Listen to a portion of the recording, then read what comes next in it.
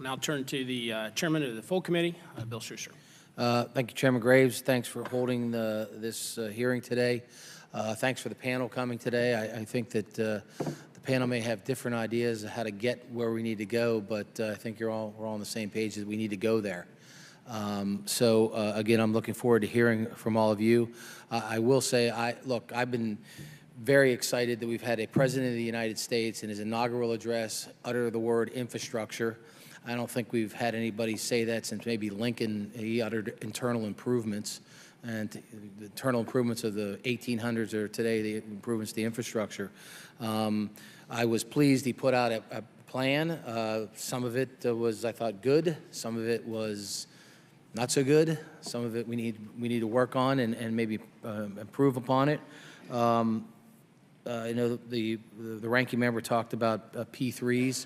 I do not think they're a silver bullet. I do think that we can enhance them. It's a tool in the toolbox. And when we're talking about infrastructure and improving highways and bridges, I don't think that's necessarily what we're talking about, tolling roads, at least not in my district. Are you going to, in my state, are you going to toll a road? We took an attempt at that in 81 in the northern tier, and that fell flat. There are things we need to do in the permitting process. The President, I think, is right, reducing that time. I think we've all seen these road projects take on average about 14 years. That's entirely too long. And I know that in MAP 21 and in FAST Act, we've done some things to push forward reforms on streamlining, but I think we can still do more. And I think that it's important that the focus, which we did in the FAST Act, needs to, the intended purpose of the Highway Trust Fund was to build the interstate highway system, and then over the years we kept diluting it, and we need to get back to that and improving that. I know in my state, I talk about I-81 all the time, and I know that we have the commissioner from Tennessee. It happens to run through Tennessee also, but if you go through the 6 states, New York, Pennsylvania, Maryland, West Virginia, Virginia, Tennessee, they may not all have the same wherewithal to do things. Some states, and I'd be interested to hear from the Commissioner today about, he's got, I think, 9 interstates running through his district. 81 is important to me. I'm not so sure how important it is to Tennessee, and if he's willing to spend state dollars on that highway, but that's what the federal government's job is, to say, look, we're going to put 2 more lanes on I-81, or we're going to do this highway. It's critical to Pennsylvania. Maryland has 18 miles. Tennessee may say, well, 81's not that important to us, so you better give us a push and you better give us some money to help us do this. So again, I'm interested in hearing that from hearing from all of you. My intent is hopefully working with the Democrats on the committee to put together a big, broad, bipartisan infrastructure bill. And as the ranking member pointed out, we can put all we want in there about revenues, but it has to go to the Ways and Means Committee. I think that it takes presidential leadership to do the things we need to do, and quite frankly, how do you fund it? I know Ranking Member DeFazio has an idea, penny for progress. It's a good idea.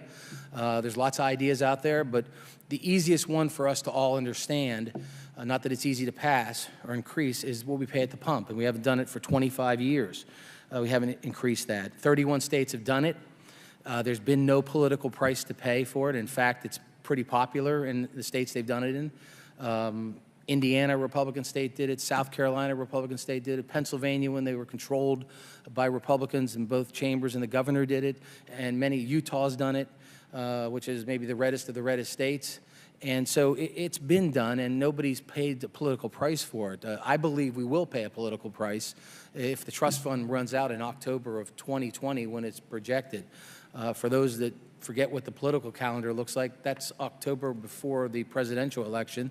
So we're gonna pay the price if we don't address this, and we already are paying it in congestion and bad roads, failing bridges across this country. So I, for one, think it's time to do it. The president has said he would support that, again, move forward. The time is now. It takes presidential leadership to do this, but we need to invest in our infrastructure.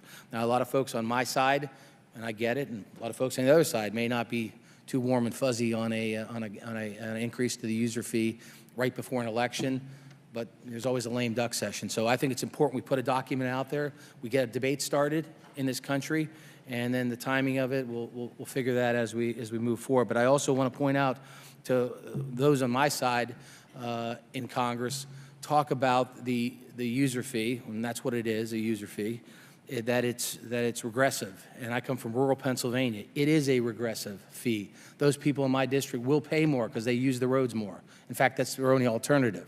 They don't have any other way to get around.